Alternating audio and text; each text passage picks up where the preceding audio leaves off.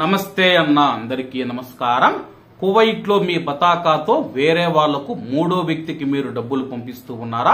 అయితే జాగ్రత్తగా ఉండాల్సి ఉంటుంది. తెలియని వారు ఎవరైతే ఉన్నారో వారికి మీరు డబ్బులు పంపిస్తూ ఉంటే నిజంగా చాలా జాగ్రత్తగా ఉండాలన్నా. సెంట్రల్ బ్యాంక్ ఆఫ్ కువైట్ మరియు ఫైనాన్షియల్ యాక్షన్ టాస్క్ ఫోర్స్ కొత్త మార్గదర్శకాలను జారీ చేసింది. కువైట్ లో ఉన్న మనీ ఎక్స్చేంజ్ కంపెనీలు ఏవైతే ఉన్నాయో ఇకపైన ఎవరైనా సరే 50 దినార్ల కంటే తక్కువ డబ్బు పంపించినా సరే అటువంటి లావాదేవీల పైన కూడా నిఘా పెట్టాలని చెప్పేసి ఆదేశాలు జారీ చేసింది. ఎందుకంటే గాని కువైట్ లో మనీ లాండరింగ్ కేసులు పెరిగిపోతూ ఉన్నాయి. కువైట్ లో ఉన్న కొంతమంది ఎవరైతే ఉన్నారో తీవ్రవాద సంస్థలకైతే నిధులను సమకూరుస్తూ ఉన్నారు. ముందుగా మనం చూసుకుంటే గత కొంతకాలంగా అయితే పెద్ద మొత్తంలో ఒకేసారి అయితే తీవ్రవాద సంస్థలకు డబ్బు పంపించేవారు. కానీ ఇప్పుడు మాత్రం చిన్న చిన్న మొత్తాలలో తీవ్రవాద సంస్థలకు ఎక్కువ డబ్బు పంపిస్తూ ఉన్నారు. చిన్న చిన్న మొత్తాలను ఎవరు పట్టించుకోరు కాబట్టి. అలాగే కువైట్ లో ఉన్న మన భారతీయులు ఎవరైతే ఉన్నారో ఇళ్లలో పనిచేసేవారు కానీ లేకపోతే బయట పనిచేసేవారు కానీ ముఖ్యంగా డ్రైవర్లు ఎవరైతే ఉన్నారో కువైట్ లో ఉన్న తమ యొక్క యజమానులైతే తమ ఇంట్లో పనిచేస్తూ ఉన్న ప్రవాస మహిళల యొక్క జీతాలు వాళ్ళ యొక్క దేశానికి పంపించమని చెప్పేసి డబ్బులు ఇస్తూ ఉంటారు. వాళ్ళైతే డబ్బులు మనీ ఎక్స్చేంజ్ కంపెనీకి వెళ్లి వేస్తూ ఉంటారు. ఇబ్బంది ఏమైతే ఉండదు. కానీ మేనేజర్ కు అనుమానం వచ్చినప్పుడు అనుమానాస్పద కార్యకలాపాలుగా బ్రాంచ్ మేనేజర్ కు అనుమానం వస్తే కానీ మిమ్మల్ని ప్రశ్నించడం జరుగుతూ ఉంది. మీరు పదే పదే ఈ అకౌంట్ కు డబ్బులు పంపిస్తూ ఉన్నారు, మీకు వాళ్లకు ఉన్న సంబంధం ఏమిటని చెప్పేసి అడుగుతారో అప్పుడైతే మీరు చెప్పాల్సి ఉంటుంది, నేను ఆమె ఒకే ఇంట్లో పనిచేస్తూ ఉన్నాము, మా యొక్క యజమాని అయితే పంపించమంటే నేను పంపించామని చెప్పేసి బ్రాంచ్ మేనేజర్ కు మీరు సమాచారం ఇస్తే కానీ ఎటువంటి ఇబ్బంది ఉండదు.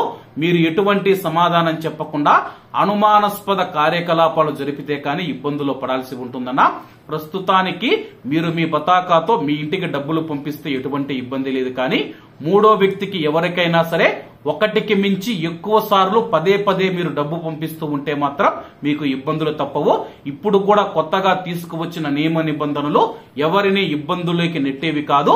కాకపోతే ఏంటంటే తీవ్రవాద సంస్థలకు కువైట్ నుంచి డబ్బు ఎక్కువగా పోతుందని చెప్పేసి ఆ యొక్క నిధులను ఆపాలి. కువైట్ లో మనీ లాండరింగ్ లావాదేవీలను నిరోధించడానికి కొత్త మార్గదర్శకాలనైతే సెంట్రల్ బ్యాంక్ ఆఫ్ కువైట్ తీసుకురావడం జరిగింది.